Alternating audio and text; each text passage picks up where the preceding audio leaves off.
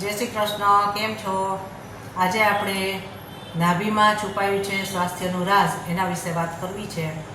બાળક જ્યારે ગર્ભમાં હોય છે ત્યારે નાભીમાંથી રક્ત દ્વારા એનું પોષણ થાય છે.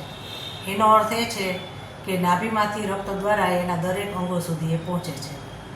હવે રોગને આપણે મટાડવા માટે કેટલાક રોગ તેલના ગુણધર્મો પ્રમાણે જો નાભીમાં મૂકીએ તો રોગને ઝડપથી મટાડી શકીએ છીએ. જેમ કે કમર કે ગોઠણનું દર્દ રહેતું હોય તો તલનું તેલ, એરંડિયાનું તેલ કે સરસવનું તેલ નાભીમાં મૂકવું, એનાથી હાડકાં લોઢા જેવા મજબૂત થશે. હવે બીજું, માથાનો દુખાવો કે માઇગ્રેન જેવી બીમારી રહેતી હોય તો ગાયનું દેશી શુદ્ધ ઘી નાભીમાં મૂકવાથી એ દુખાવો દૂર થશે અને માથાનો દુખાવો મટશે. ત્રીજું, જેને ખૂબ જ કબજિયાત રહેતી હોય એને એરંડિયાનું તેલ નાભીમાં મૂકવું, એનાથી આંતરડા સાફ થશે અને કબજિયાત દૂર થશે. પેટમાં ગેસ રહેતો હોય એણે હિંગને પાણીમાં નાખી ગરમ કરી અને નાભીમાં મૂકવાથી ગેસ તરત જ છૂટી જશે અને આંતરડા સાફ થશે.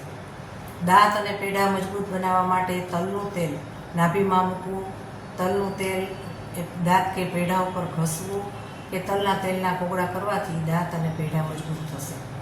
વાળ ખરવાની સમસ્યા જેને બહુ રહેતી હોય એણે કોપરેલ તેલ કે ભૃંગરાજનું તેલ નાભીમાં મૂકવું, એનાથી વાળની સમસ્યા દૂર થશે અને વાળ મજબૂત થશે. હૃદય કમજોર કે રહેતું હોય કે હોઠ વારંવાર ફાટી જતા હોય એણે સરસવનું તેલ નાભીમાં મૂકવું, એનાથી લોહીનું સર્ક્યુલેશન તેજ થશે. ચહેરાને ચમકદાર બનાવવા માટે બદામનું તેલ નાભીમાં મૂકવું, એનાથી ચહેરાનો ગ્લો વધશે અને ચહેરો ચમકદાર બનશે. ડાયાબિટીસની સમસ્યા રહેતી હોય એણે તુલસીનું તેલ નાભીમાં મૂકવું, એનાથી બ્લડ શુગર લેવલ કંટ્રોલમાં રહેશે.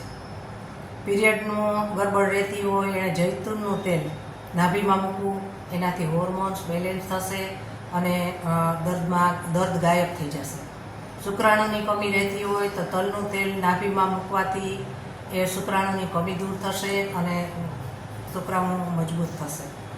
આમ જુદા જુદા તેલના ગુણધર્મો પ્રમાણે નાભીમાં મૂકવાથી એ ઝડપથી આપણે રોગને મટાડી શકીએ છીએ. તો આ મારો વિડીયો ગમ્યો હોય તો વધારેમાં વધારે શેર, લાઈક અને સબસ્ક્રાઈબ કરજો.